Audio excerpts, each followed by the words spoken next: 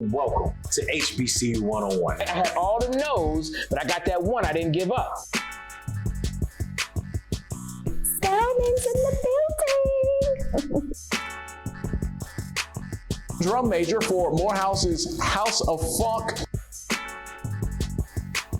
What's up, everyone, and welcome to HBCU 101. I am your host, Jalil Thurman.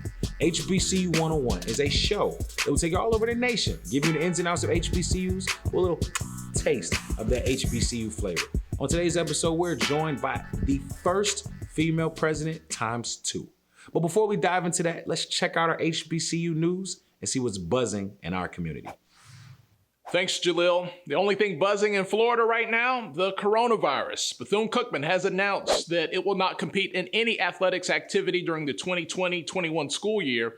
The school announced last Monday that it is foregoing all spring athletic competition that includes football, as well as men's and women's hoops. University President Dr. E. Labrent Artis said in a statement, quote, "The recent spike in COVID-19 positivity rates in the state across Volusia County and our campus provides clear and unambiguous evidence in our view that now is simply not the time to resume athletic competition," end quote. So a tough call there. You really feel for the student athletes whose careers have effectively ended. But what do you do when you have to consider the health of all parties? Those are tough choices. That's why we have talented people in those seats to make those choices. And right now we have one of those talented and smart people joining the show. But I won't steal your thunder, Jalil. I'll let you introduce our guests. Let's get back to JT and more of HBCU 101. Many know her for being honored as the 2018 Female President of the Year, while those at Benedict College love her for her commitment to the development of that institution. HBCU 101 is delighted to sit down with West Virginia State University alumna and President of Benedict College, Dr. Roslyn Clark Artis. Hello. Dr. Artis, it's nice to see you again. I know it's different this time, but it's a pleasure to have you today. It's a delight to be here. Thank you for having me. Now, Doc, you have had an amazing career and an amazing journey as not only on the law side, but also as an educator. Yes. You started off, you're from Beckley, West Virginia, and you took your talents, you stayed in state, and you took your talents about an hour and a half north to West Virginia State University. Why West Virginia State University, and what was your experience like as a Yellow Jacket? So the why is pretty simple and consistent with what many of the students on HBCU campuses see, experience, and feel. And that is, I'm a Lowell first-gen kid of color who got a scholarship at an HBCU that said, come here and we will take care of you. And so that was an easy decision for me. There was no college fund when I got ready to go to college. And so I went to West Virginia State chasing that scholarship and found so much more than just a tuition subsidy. Right? I found a family. I found a leader that looked like me. I found faculty that looked like me. I found lifelong friends, godparents for my children, and the pride of being a part of the Yellow Jacket Nation. It was an amazing experience. Now, if you had to pinpoint a time back in college, what was one of those times that you really was like, I really love my university, or what was a memorable moment for you? Well, I had the distinction of serving as Miss West Virginia State College during our centennial. So West Virginia State was celebrating its 100th anniversary. And so the enormity of being the 100th young woman to hold that title was a very big deal for me. I felt the pride of 100 years of history and legacy at that institution, and it was a great experience. I definitely could imagine what that felt like. Now, for those viewers that are watching that are unfamiliar with what that title means, can you kind of dive into a little bit about what that title means, what it meant to you, and some of the experiences that you shared? Sure. So on our HBCU campuses, we have a little bit of a culture of royalty. So many of our young men and women will choose to run for office and or for the royal court, as it were. So a freshman, sophomore, junior, senior, and or Miss or Mr. Campus king or queen. And while in many cultures that would be nothing more than a quote unquote beauty contest, it is so much more on the campus of an HBCU. You are the ambassador of the institution. You have an opportunity to be seen and heard and to go out and rep your school, right? We rep our school across the board. And so being able to be that ambassador out front, singing the praises of my college just meant the world to me. Yeah, and I had to agree with you. I'm a former SGA president. And so though I wasn't on the royal court side, I was more on the governing side, where we were able to kind of put things in place, but we traveled a lot with SGA, with royal court. And I think that was one of the most unique experiences, was being able to travel to other HBCUs, meet other queens, kings, SGA presidents, even university presidents. I think that's how you build that HBCU culture. I think that's something that's so unique about the HBCU life, is that we travel, right? And in our small leadership groups, and we build with other groups and build relationships, and we grow. But then it becomes, okay, yes, you went to West Virginia State University, right? And then I went to Virginia State, but if we travel, now we're family. Like now it's like, okay, she went to West VA State, but it's okay. And we're still family. And I think that's what happens within the HBCU space. Yeah, we were on the north side of the Mason-Dixon line, just for the record. I mean, just, West Virginia, Virginia. Yeah. We were on the Union side, just for the record. But, I think your point is well taken, right? When you're traveling, you are engaging, you are representing your institution, and you're also developing critical leadership skills. Yeah. You have to be able to think on your feet. You have to be able to respond when people ask you a question. Why West Virginia State? Why Virginia State? The expectation is that you stand and deliver, that you are representing that institution in a quality way. And so those opportunities for leadership that are so unique to HBCUs, we have smaller campus cultures, family cultures. You know how you've been at the family reunion and they make you dance, right? Come show them what you can do, baby. Right. That's how we feel, right? When we're out there representing our institutions, we're showing you what we can do, what the product of an HBCU looks like. And you're absolutely right. And even that leadership, those leadership skills that you held while you were at school kind of helped to grow you even more. As you got your bachelor's degree in political science, and then you started to venture into the law world before you got to higher education. And that is something I want to dive into, but we'll do it after the break. It's HBCU 101. It's Dr. Artis. It's Jalil. Make sure you guys stay tuned. We'll be right back. HBCU 101. Welcome back to HBCU 101. Welcome back to HBCU 101. I am your host, Jalil Thurman, and I have the pleasure of being joined by Dr. Artis. Doc, before we dive back into your career and your presidency, we have a little HBCU trivia for you. Okay. W.E.B. Du Bois attended what HBCU? Oh, he shares an alma mater with the late John Lewis. He's a Fisk guy. Yes, ma'am. Yes, ma'am. He sure is. Fisk is one of those schools that's small, but they pack a punch. Yes. Now, Doc, let's talk about that, right? Packing a punch, being small, law, right? That's one of those where you have to be strong, tight, and ready to go. You practiced law for a little bit. What was that like before your transition to higher education, and why the transition? Oh, great question. So very much enjoyed the practice of law. Like most people who go to law school, the goal was to help people, right? To be able to use your skills and talents to defend people and or to support people in whatever matters that might come up in their lives. Very much enjoyed that practice, practiced almost 10 years, did some civil litigation work on the defense side, and then went over to the plaintiff side to represent people who were aggrieved. And so very much enjoyed that work. Really had no vision of doing anything but practicing law. I was the president of the bar on the board of law examiners, and really was building a career and a reputation as being a pretty fierce lawyer. A friend asked me to teach a class, adjunct class in business law, which I reluctantly agreed to do at local college, and was absolutely amazed at the experience. 16 weeks, couple hours a week. At the end of the semester, one of my students left me a note that said, "You changed my life." Oh, wow. I grew up in West Virginia, right? You mentioned earlier. It's a 3% minority state.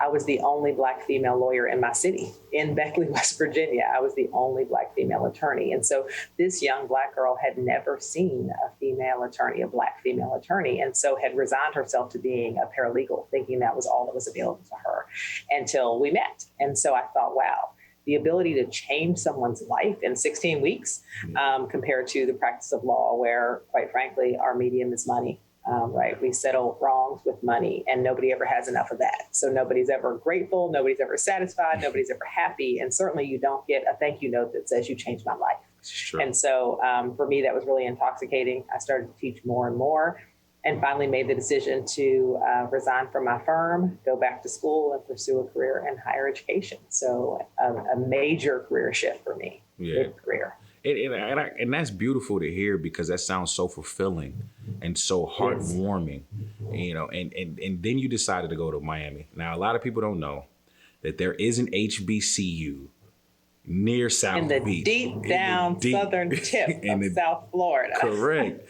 So, Dr. Artis, you were the first female president at Florida Memorial University. What was that like, I guess, making such a strong transition into presidency and that experience there, and you know, always being the first woman, the only woman, you know, what was that like? Talk to us. So a heady experience. Every introduction always starts with, she is the first female to hold the position, and yet there's some pressure with that.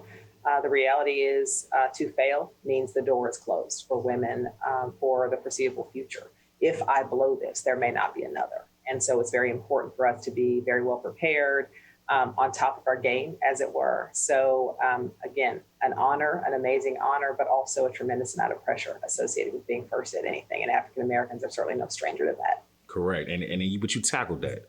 You looked it in the eye and you tackled it to where now you're again the first female president, but now it's of Benedict College. Yes. You know, out there in South Carolina, such a transition. How has that been? I know the students love you. The atmosphere there is different. What has been so special about your experience as president? So an amazing transition. There are some similarities between Florida Memorial and Benedict, both small, private, historically Black colleges grounded in the Baptist faith. So therein lies the similarity, and that's pretty much where it ends. Miami obviously is very urban, a thriving environment, lots of international influence, to South Carolina, which is a much more insular population, much more homegrown, as it were. Warm hearts here in Columbia, South Carolina, where we're famously hot in a very different way than Miami might be. So culturally, a completely different environment, a completely different institution with a different background and history. Both institutions, right, founded to educate the descendants of slaves. Benedict founded and built on ground that literally was a slave plantation. And so being in the sort of cradle of the Confederacy, being in an area that's, 45 minutes from one of the largest slave ports in America, brings with it sort of a heaviness and a responsibility to make sure that our kids understand who they are and where they came from, and that they're prepared to go out into a world and take their place. So it's a higher calling, if you will, here. And Dr. Artis, but you have accepted that calling, and you have done an amazing job. I mean, the accolades go on and on and on, and the impact that you've been able to create, I'm sure, is immense and greatly appreciated by the students. And I really want to dive into that, because you really transitioned and you hit the ground running. But we'll do that when we return from the break. It's HBCU 101. It's Jalil. It's Dr. Artis. You guys stay tuned. We'll be right back. Time now for the HBCU Wall Street 101s. More than 34 million people in the United States have diabetes, and 1 in 5 of them don't know that they have it. HBCU 101. Welcome back to HBCU 101. Welcome back to HBCU 101. We have Dr. Artis here representing Benedict College, and of course, your host, Jalil Thurman. Doc, now we left out on a break with some of your accolades and how you've been able to really be a strong light in different ways. Now at Benedict College, you've had such an impact to where you've been female president of the year. You have been Educator of the Year. I mean, Doc, what has that been like, that there are people that show you that type of love for your hard work and dedication? So it's huge, right? Human nature requires that our spirits be fed. Generally speaking, watching a student succeed feeds my spirit, it's my oxygen. But for somebody to acknowledge that work and say, you're doing a good job, I mean, it gives you a little bit of an extra push to get out of bed every morning and keep going just that much harder, not only for the students, but for the people who are watching, right? The young females who are coming behind me who want to be a president someday. That means the world to me. Yeah. And not only are those people watching, Doc, you have some big dogs watching you as well. I mean, you advise from an educational standpoint, the Secretary of the Homeland Security to the sitting on the board for the National Board of Directors for the United Negro College Fund. And the list goes on, because it doesn't just stop there. Those are just a couple of them. But how does that feel to also hold those positions, to be able to have that impact for the greater good of education and HBCUs? So, we say in our community that you have to be at the table or you're on the menu. I want to be at the table, but I want to eat off a plate, right? I don't want to be the server. I don't want to be with my hands. I want a plate. And so I think to be at the table and to represent this sector, this institution, these students is a tremendous honor, and it's an obligation. So whether we're talking about Homeland Security or the Department of Energy or accreditation, I represent Benedict College and the students that she serves. And so for me to be at the top of my game means they're at the top of their game, right? Yeah. It gives us a seat at the table and a good spot, right, at the head of the table. And that's what we And that's essential, though, right? Because you're at a table where decisions are being made, conversations are being had. And a lot of times we don't have a voice when those decisions are being made. So you actually hold, like you said, a good place at the table. You have your plate, your silverware, your cups, your glasses, and that's beautiful to hear. And I want to congratulate you on that because I don't think enough of us are there, and you've positioned yourself over the course of years to be able to be fortunate and have those positions. Now, Doc, you are a president. And so what I want to know is why students should choose Benedict College. Well, because we're the HBCU that put the BC in HBCU. We are the Black college. We are the reigning HBCU of the year. Jared and the HBCU Digest have gone a different direction. That means we're going to be the HBCU of the year forever. We're not doing it anymore. They're changing their format. We broke the mold, right? Benedict College is a unique institution. Obviously founded just 5 years after the Emancipation Proclamation. We have always educated descendants of slaves and are committed to that work. I think more recently, as we have dealt with COVID-19, the BC has taken on a whole new meaning. It's Benedict Cares. Got you. So if parents are looking for a place that will love their baby and take care of them as though they are our own, and I view them very much that way, if you are a young person and you want to find your place and your space and be included and embraced in who you are and whose you are, then Benedict is the place for you. Those student leadership opportunities we talked about earlier, our campus is full of them. Right, from SGA to our Royal Court to our organizations to our Greeks, our band, our sports, our Divine Nine, it's all here at Benedict College, and we're waiting for you. So I would urge students to apply now. Yeah. I like how you did that there, Doc. I like how you did that there. Thank you. Now, before we let you go, Doc, we have to play a game. It's called I Got Five on It. Now, I Got Five on It is a game where you choose this or that or who or what you may have five on. Okay. So, I think one thing about the HBCU culture is the bands. And that's the heartbeat typically of universities, colleges across the land. So we're going to do that today. So, Doc, who do you have five on? Would you choose the Sonic Boom at Jackson State, or would you choose the Human Jukebox at Southern University? If there were only those two, I would have to go with the Jukebox at Southern. Fortunately, it's not just those two. The Benedict College Band of Distinction stands at the ready. We were, of course, the only D2 band to show up in Honda Battle of the Bands last year alongside those two those two other HBCU bands. Now, Doc, I'm going to keep it down. I like your band energy you got right now. And because you guys have such colors like purple and gold, I actually want to talk about another school that has purple and gold, and that is the Purple Marching Machine at Miles College or the aristocratic bands at Tennessee State? I'm gonna have to go with the colors. I'm gonna have to go with Miles College. Bobby down there is doing a great job. They poached my basketball coach, an alum of Benedict College, so they took over the best of DC, so I'm gonna have to ride with Miles on this one. Okay, nothing wrong with that, Doc. Now, before you go, please let the people know where they can find you or where they can find Benedict College. Sure, I'm in all social media handles, Roslyn Artis or Artis Roslyn, either way, and Twitter, Facebook, Instagram, Snapchat, I'm out there, as is Benedict College, www.benedict.edu or Benedict College on all of our social media channels. Please reach out to us. We look forward to hearing from you. Dr. Artis, it's been a pleasure talking with you today. I appreciate you for your time. It's been amazing. And everyone, please make sure you check out Benedict College.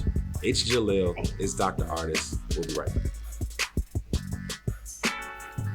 It's time now for Did You Know, brought to you by HBCU Pride.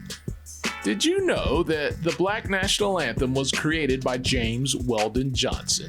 Many of you probably did, but did you also know he is a graduate of Florida Memorial University? HBCU 101.